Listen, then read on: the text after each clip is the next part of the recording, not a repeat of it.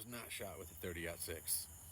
I really debated on making this video, but I've prayed about it, and I feel a sense of truth on this because I feel like we're being lied to.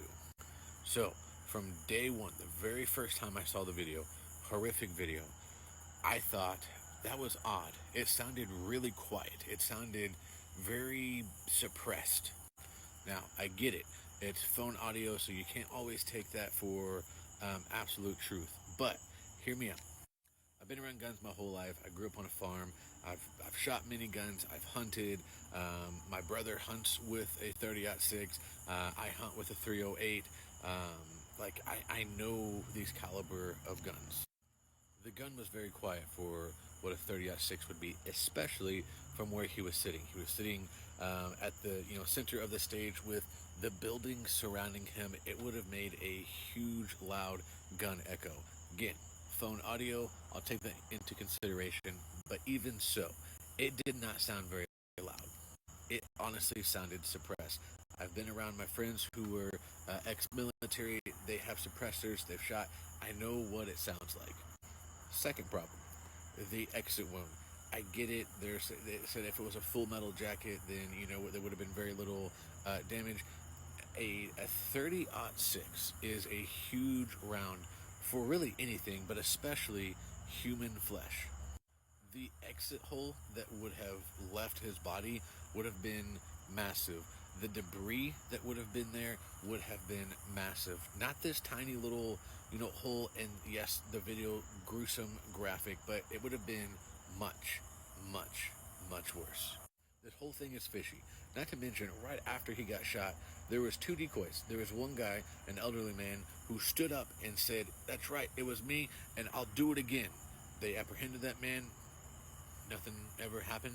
We don't really know much more about this elderly gentleman other than he was detained and then released. And then there was another person that was brought into custody before the alleged person was brought into custody today. Again, I've kept my mouth shut on a lot of these things.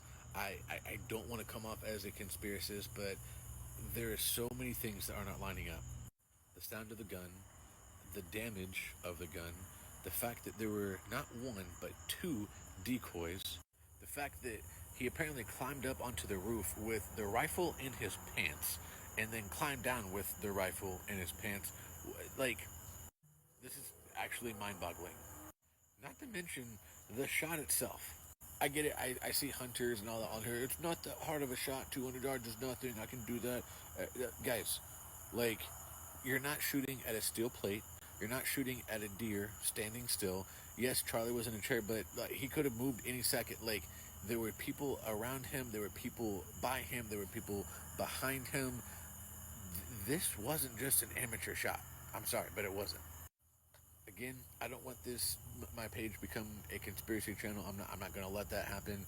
I just feel a sense of duty to say, don't believe everything that you hear. Don't believe everything that they're telling you. I don't believe that what the story has been unfolded is actually the truth.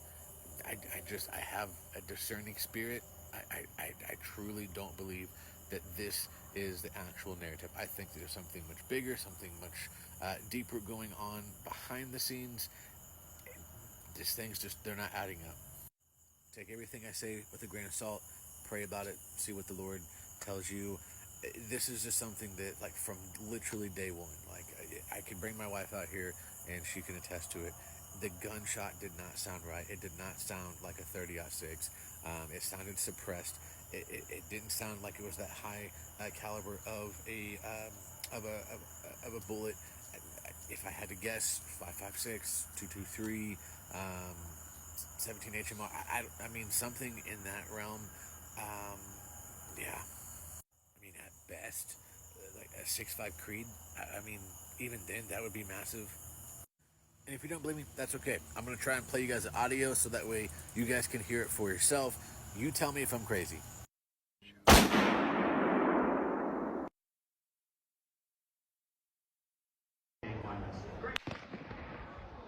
Oh my God.